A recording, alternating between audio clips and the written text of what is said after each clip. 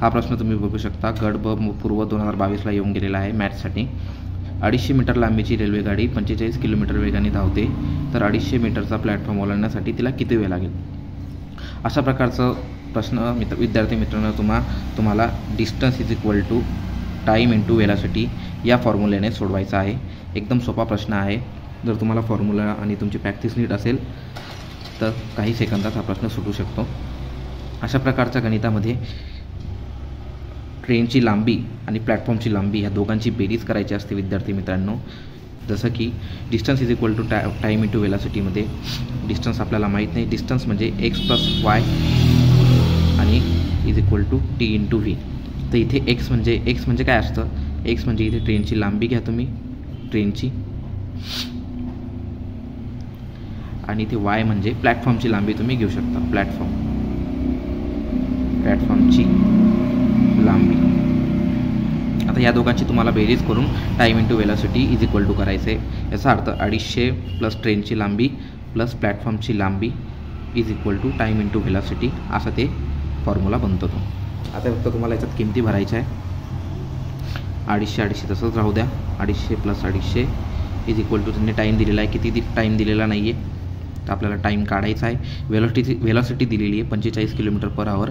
आता इथे प्रॉब्लेम काय विद्यार्थी मित्रांनो, 250 हे मीटरमध्ये, 250 हे पण मीटरमध्ये आणि हा किलोमीटरमध्ये स्पीड दिलेला आहे। त्याच्यामुळे आपल्याला याला सेकंदात कन्वर्ट करण्यासाठी 5/18ने भाग द्यावा लागणार आहे। जे आता हे सोडवल्यानंतर हे बघा, 250 इज इक्वल टू 500 होतात, T is equal to T into 9 या दोघांना भाग जातो, 9 3 18, 9 5 45, तर 5 गुणिले 5 म्हणजे 5 5 25 भागिले 2।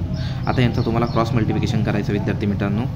आता हा टी इकडे येईल आणि हे टी इकडे आल्यानंतर हे 500 गुणिले 2 होईल आणि डिवायडेड बाय हा 25 होईल। ठीक आहे, 500 गुणिले 2 डिवायडेड बाय 25। आता इथे तुम्ही भाग देऊ शकता, 25 1 25, 25 दुने 50 आणि 20 दुने 40, तर तुम्हाला टाईम लागणार आहे मित्रांनो 40 सेकंद। सेम प्रश्न हा टॅक्स असिस्टंट ग्रुप सी 2015मध्ये पण येऊन गेलेला आहे, प्रॅक्टिससाठी मी आणला आहे तुमच्यासाठी। सेम प्रश्न आहे, बघू शकता तुम्ही। 200 मीटर लांबीच्या ट्रेनला 72 किलोमीटर प्रति तासाने वेगाने 360 मीटर लांबीचा बोगदा पूर्णपणे ओलांडण्याकरता किती वेळ लागेल? आपल्याला सेम पद्धतीने सोडवायचं आहे। Distance is equal to time into velocity या फॉर्म्युल्याने तो सोडवायचा आहे। मागच्या गणितात जसं आपण केलं, 200 मीटर ही ट्रेनची लांबी आणि बोगद्याची लांबी 360 यांची बेरीज करायची आहे। इथे बघू शकता तुम्ही, X plus Y is equal to time into velocity. X म्हणजे ट्रेनची लांबी, जोपर्यंत तुमची प्रॅक्टिस नाही होता तोपर्यंत तुम्ही असं मेन्शन करत चला, जेणेकरून तुम्हाला ते लक्षात राहील आणि त्याची तुम्हाला वारंवार सवय होईल। आणि वाय इज इक्वल टू बोगद्याची लांबी।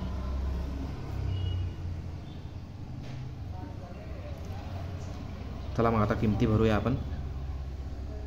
एक्सची व्हॅल्यू दिली त्यांनी 200 मीटर, बोगद्याची लांबी दिली त्यांनी 360 मीटर, टाईम आपल्याला विचारलेला आहे आणि वेलॉसिटी दिली ह्यावेळेस 72 kilometre per hour. Same problem इथे पण होतं आहे, इथे पण मीटरमध्ये, हे पण मीटरमध्ये आणि हे किलोमीटरमध्ये, त्यामुळे आपल्याला याला 5/18ने डिवाईड करायचं आहे। ठीक आहे, यांची बेरीज करून घेऊ आपण। 0 चा 0, 6 चा 6, 3 आणि 2 5 is equal to time into, तर यांना डिवाईड केलं तर 18 1 18, 18 चौक 72, 18 याला पूर्ण भाग जातो आणि 4 पंचे 20, असे हे 20 होत आहे।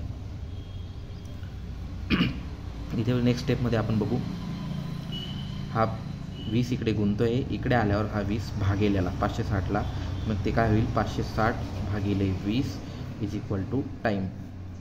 दोघांनी भाग दिला, 0 गेला 0 गेला, 2 1 2, 2 2 4, 1 उरला, 2 8 16, 28 सेकंद हे उत्तर आलं विद्यार्थी मित्रांनो। 28 सेकंद लागतील त्या ट्रेनला तो बोगदा ओलांडण्यासाठी।